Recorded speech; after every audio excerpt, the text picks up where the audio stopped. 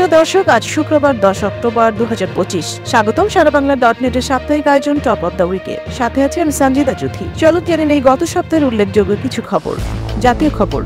জুলাই জাতীয় সনদ 2025 স্বাক্ষর 15 অক্টোবর। জাতীয় সংসদের দক্ষিণ প্লাজায় আগামী 15 অক্টোবর স্বাক্ষরিত হবে জুলাই জাতীয় সনদ 2025। অন্তর্বর্তী সরকারের প্রধান উপদেষ্টা ও জাতীয় ঐকমত্য কমিশনের সভাপতি অধ্যাপক ডক্টর মোহাম্মদ ইউনূস এই ঐতিহাসিক অনুষ্ঠানে নেতৃত্ব দেবেন। রাজনৈতিক দল ও জোটের প্রতিনিধিরাও থাকবেন এতে অংশগ্রহণকারী হিসাবে। গুম অপরাধী গ্রেপ্তারি পরোয়ানা। মানবতা বিরোধী অপরাধের 2টি মামলায় সাবেক প্রধানমন্ত্রী শেখ হাসিনা সহ 28 জনের বিরুদ্ধে গ্রেপ্তারি পরোয়ানা জারি করেছে আন্তর্জাতিক অপরাধ ট্রাইব্যুনাল। এর মধ্যে আছেন সাবেক স্বরাষ্ট্রমন্ত্রী আসাদুজ্জামান খান কামাল এবং 23 জন সাবেক ও বর্তমান সেনা কর্মকর্তা। আগামী 22 অক্টোবরের মধ্যে তাদের আদালতে হাজিরের নির্দেশ দিয়েছেন আদালত। তারেক রহমানের একান্ত সাক্ষাৎকার।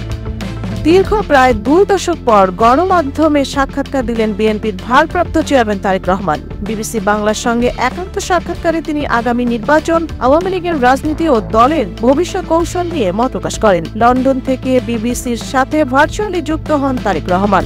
এই খবরটি গত সপ্তাহের সব গণমাধ্যমের শিরোনামে ছিল। শাপলা প্রতীক দাবি এনসিপির। জাতীয় নাগরিক পার্টি এনসিপি দাবি জানিয়েছেন শাপলা প্রতীক না দিলে তারা নিবন্ধন নেবেন না। দলটির মুখ্য সমন্বয়ক নাসিরুদ্দিন পাটোয়ারি জানান, শাপলা প্রতীক পেতে কোনো আইনি বা রাজনৈতিক বাধা নেই। খেলার খবর। শেষ মুহূর্তে নাটকীয়তা, হংকংয়ের কাছে 4-3 গোলে হারল বাংলাদেশ। এশিয়ান কাপ বাছাইয়ের ম্যাচে শেষ 15 মিনিট যেন থ্রিলার মুভি। ঢাকার জাতীয় স্টেডিয়ামে বৃহস্পতিবার 9 অক্টোবর 7 গোলের রোমাঞ্চকর লড়াইয়ে 4-3 গোলে হেরে যায় বাংলাদেশ। ম্যাচের 13 মিনিটে হামজার দুর্দান্ত ফ্রি কিকে এগিয়ে যায় বাংলাদেশ, কিন্তু ধীরে ধীরে হংকং ম্যাচে ফিরে এসে 3-1 ব্যবধানে এগিয়ে যায়। 84 মিনিটে মোরসালিন এবং শেষ সময়ে সমিত সোমের গোলে সমতা ফেরে বাংলাদেশ 3-3। তবুও ভাগ্য মুখ ফিরিয়ে নেয় শেষ বাঁশির আগে ডিফেন্সে ভুলে হজম করতে হয় চতুর্থ গোল। হারতে হয় 4-3 ব্যবধানে। এই হারে এশিয়া কাপের মূল পর্বে যাওয়ার স্বপ্ন এখন প্রায় শেষ বাংলাদেশের। আন্তর্জাতিক খবর। গাজার পথে আটক মানবাধিকার জাহাজ বহর। গাজামুখী গ্লোবাল সমুদ্র ফ্লোটিলার জাহাজ রওনা হওয়া এবং ইসরায়েলের একাধিক জাহাজ আটক করা, সেই সাথে প্রায় 450 মানবাধিকার কর্মীকে ইউরোপে পাঠানোর খবর বিশ্বজুড়ে নিন্দার ঝড় উঠেছে, যেটি ছিল গত সপ্তাহের প্রতিটি সংবাদ মাধ্যমের শিরোনামে। ইসরায়েল হামাস শান্তি চুক্তি।